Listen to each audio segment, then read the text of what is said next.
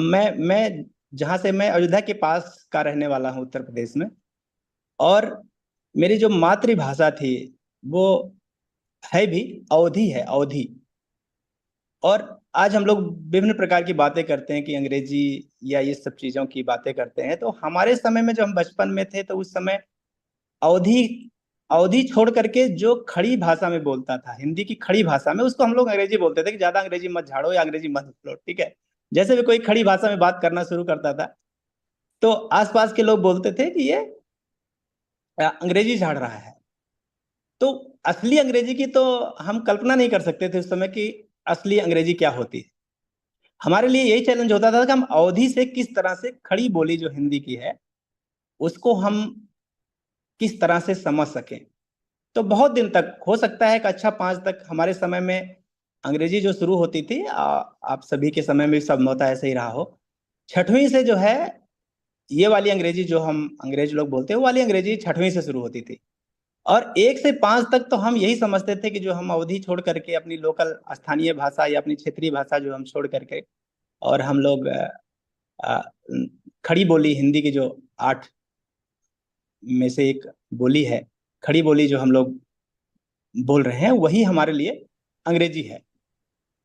तो शुरू में ऐसा कभी हमारे मन में ये बात नहीं आया कि हम अंग्रेजी नहीं जानते हैं तो हमें कुछ ऐसा हीन भावना आनी चाहिए या कुछ इस टाइप की, इस प्रकार का कोई बात आता। और इसी क्रम में अ, जैसा कि पढ़ते पढ़ते हम लोग हिंदी माध्यम में ही हम लोगों ने पढ़ाई करी। और पूरी भाई, चाहे वो आप मतलब क्लास 1 कक्षा 1 से लेकर के, और अ, यानी जो मास्टर जो प्रास्नातक होता है उसकी पढ़ाई, और फिर जो अ, विश्वविद्यालय अनुदान आयोग द्वारा जो राष्ट्रीय पात्रता परीक्षा होती है अर्थशास्त्र में, मैंने करी थी उस समय से, इस मतलब सिविल सेवा में आने से पहले। और उसके बाद जो सिविल सेवा की परीक्षा होती है, मेरा विषय अर्थशास्त्र हुआ करता था। और ये बिना सोचे कि अर्थशास्त्र तो संभवतः लोग जो अंग्रेजी माध्यम के बच्चे होते हैं उनके लिए थोड़ा आसान पड़ता है, ये सब बिना ध्यान में लाए ही मैंने अर्थशास्त्र से ही जो है पढ़ाई करी। यानी आप बोलेंगे स्नातक, परास्नातक, अ, विश्वविद्यालय अनुदान आयोग की राष्ट्रीय पात्रता परीक्षा हो, या फिर सिविल सेवा जो परीक्षा होती है उसकी परीक्षा। और मैंने 3 अटेम्प्ट उस समय, 3 प्रयास मैंने किए थे। और मेरा अर्थशास्त्र हिंदी माध्यम में अ, प्रारंभिक परीक्षा में भी विषय होता था, मुख्य परीक्षा में तो था ही, प्रारंभिक परीक्षा में भी उस समय एक विषय लेना होता था, और वो विषय भी होता था। तो और अ, मुझे सौभाग्य मिला कि मैंने कभी भी, मैं समझ लें आप, और हर बार मैंने प्रारंभिक परीक्षा मुझे पास करने का सुअवसर मिला। मेरा कहने का आशा ये है, मैं आपको ये इसलिए कह रहा हूं कि ये मेरी कोई बहुत बड़ी उपलब्धि नहीं है, लेकिन जो एक विचारधारा हमारे सोच समझ में होती है कि ये कोई विषय है और इसको, जो इसका अध्ययन सामग्री है वो सिर्फ अ, अंग्रेजी माध्यम में उपलब्ध है, और अंग्रेजी माध्यम में ही जो है परीक्षा, मतलब इसकी अध्ययन किया जा सकता है अच्छे से, और अध्ययन करके अंग्रेजी माध्यम से में ही परीक्षा लिख करके हम इस प्रतियोगी परीक्षा को में सफलता पा सकते हैं। तो मैं, जैसे मेरा अगर व्यक्तिगत रूप से पूछा जाए तो सच में अगर मैं बोलूं तो मैं कभी इस माध्यम के विषय में इतनी गहराई से नहीं सोचा जितना आज हम लोग सोच रहे हैं। हमारे लिए तो बचपन में यही सबसे बड़ा चैलेंज था कि हमारे जो माता पिता हैं, वो क्या हमारी पढ़ाई के लिए जो न्यूनतम राशि की आवश्यकता है वो व्यवस्था कर पाएंगे कि नहीं कर पाएंगे। मेरे साथ जैसा बताया कि मेरा एक थोड़ा सा, मेरी आंखों की रोशनी भी दिन दिन क्षीण हो रही थी उस समय। और जब परीक्षा के लिए देने की बारी आई, उस समय बहुत तीव्र गति से क्षीण होना शुरू कर दी। तो माध्यम के विषय में सोचने का तो कोई समय भी नहीं था। हम तो सिर्फ यही कि हम जो न्यूनतम जरूरतें हैं उसके लिए कहाँ से पैसे लाएं। दूसरा, हम, हमारे आंखों की रोशनी जो बहुत तेज से गिर रही है, इसके लिए हम क्या कर सकते हैं, जबकि उसमें कुछ नहीं कर सकते थे। तो जब आपके समक्ष न वित्तीय और शारीरिक समस्या होती है, तो ये जो माध्यम वगैरह और सब चीजों की बात हम करते हैं, तो कुछ भी हो आपको तो उसमें डाल दिया गया है, आपको उससे निकलना है। तो माध्यम तो हमें कुछ लगा ही नहीं कभी कि मैं अर्थशास्त्र हिंदी माध्यम में देने जा रहा हूं। मुझे कभी इस बात को लेकर ना कोई पछतावा हुआ और ना कभी ये लगा कि मैं हिंदी में लिख करके मैं किसी से मतलब कम हूं। बल्कि हमेशा ये बात का अपने मन में आत्मविश्वास रहा कि जो भी हो, चाहे आर्थिक समस्याएं हो, चाहे शारीरिक समस्याएं हो, और जो मैंने पढ़ा है उसको मुझे 20 बार पढ़ना पड़ेगा, 50 बार पढ़ना पड़ेगा। दूसरों से पूछने में बड़ा शर्म आता था, तो इसलिए किसी से पूछने का भी ज्यादा मतलब मार्गदर्शन भी कुछ लोगों से ही मुझे कभी कभी मिल सका।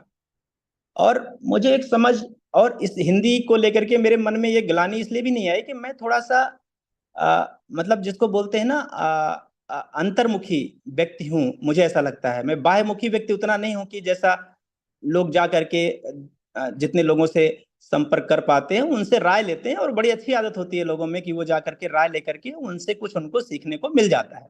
लेकिन मेरा स्वरूप थोड़ा सा अंतर्मुखी होने के नाते मैं किसी भी विषय पर ज्यादा चर्चा करने या इन सब करने में बड़ा संकोच महसूस करता था, आज भी कई बार करता हूँ। तो मुझे लगता है इसका बड़ा फायदा है मुझे। अगर मैं ये जाता कुछ लोगों से पूछते कि मुझे अर्थशास्त्र, सिविल सेवा परीक्षा ये मुझे हिंदी माध्यम में लिखना है, तो मैं जाता किसके पास? जिसको समाज अच्छा मानता है, ठीक है।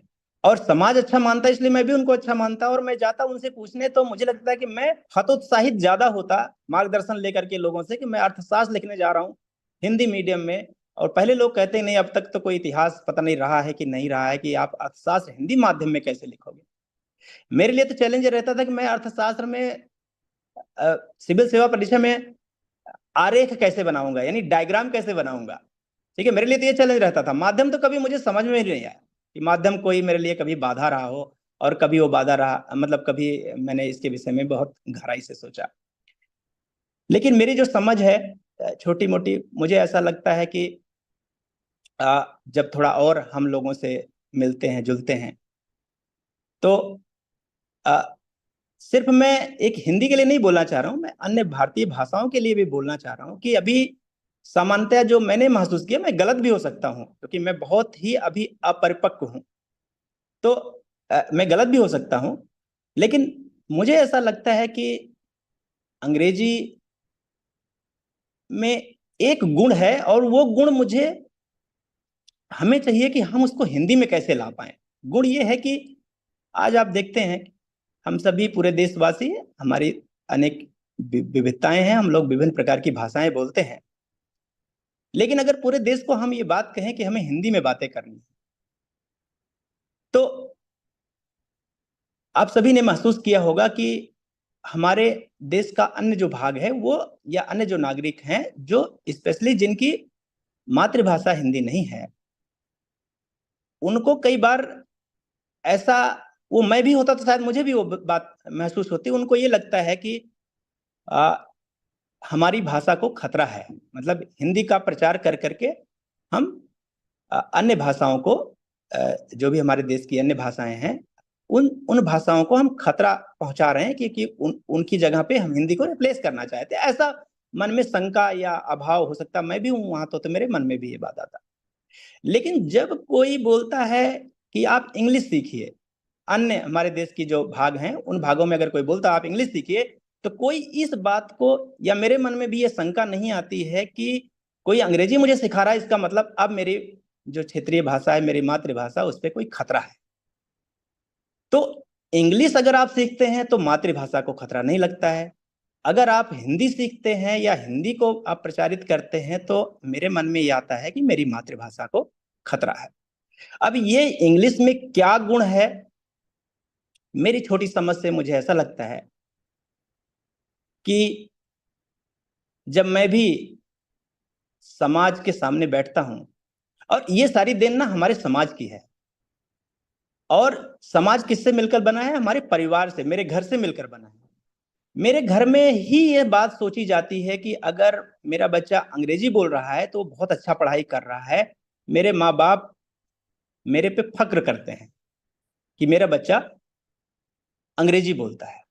लेकिन अगर मेरा बच्चा हिंदी बोलता है तो संभवतः मेरे माँ बाप, मेरे रिश्तेदार, मेरे मित्र मुझ पे उतना फक्र नहीं करते हैं। और चूंकि ये परिवार से मिलकर ही समाज बना है और उसी समाज से मिलकर ये अधिकारी वर्ग बना है, जो चाहे हम जिस भी सेवा में हैं, हमें जहां जहां मौका मिला हुआ, इसी समाज से मिलकर हमारा पूरा राजनीतिक वर्ग बना है। तो मेरी समझ से जब तक हम जब तक हम अपने परिवार, अपने मित्रों में, अपने दोस्तों में, अपने अपने जानने वालों में, और सबसे ज्यादा मेरे माता पिता, मेरा परिवार, जब तक ये इस बात को नहीं समझेगा कि हिंदी इसलिए नहीं है कि वो किसी को खतरा पहुंचा रही है, हिंदी इसलिए नहीं है कि वो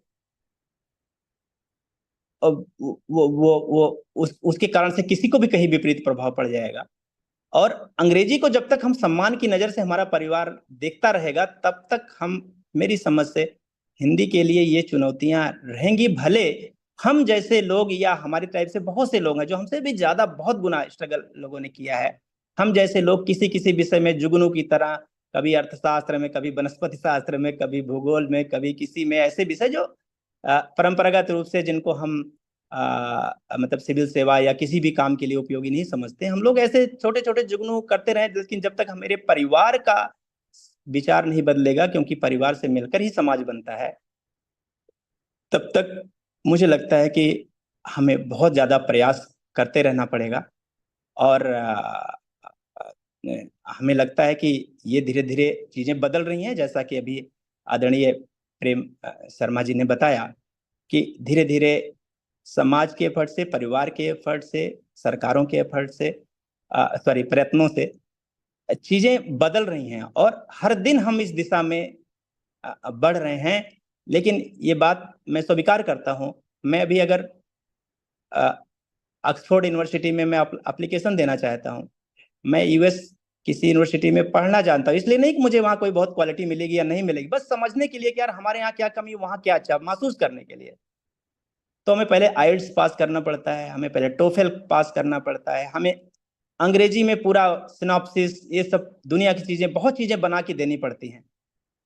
या हमारे ही समाज के, हमारे ही देश के जब कुछ लोग अंग्रेजी में बोलते हैं, तो हमें, जब लोग, हमारा समाज दूसरी दृष्टि से देखता है, तो हमें उस समय अंग्रेजी की याद आती है कि काश हमने अंग्रेजी में थोड़ा और, मतलब हमारा, मतलब मैं अंग्रेजी थोड़ा और हम कंफर्टेबल होते, तो संभवतः हम इन लोगों से और अच्छे तरीके से जुड़ पाते।